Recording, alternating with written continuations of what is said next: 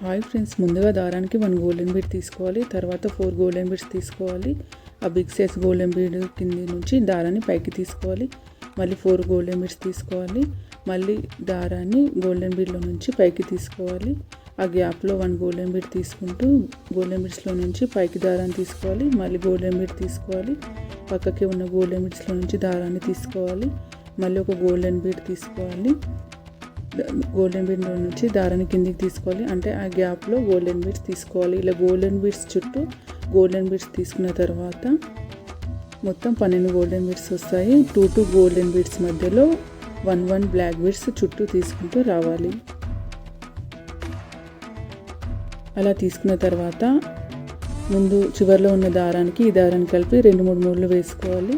రిబాన్ని అతికించాలి. దారం కనబడకుండా ఒక వైర్ని తీసుకొని black beads, golden beads pendant తీసుకోవాలి.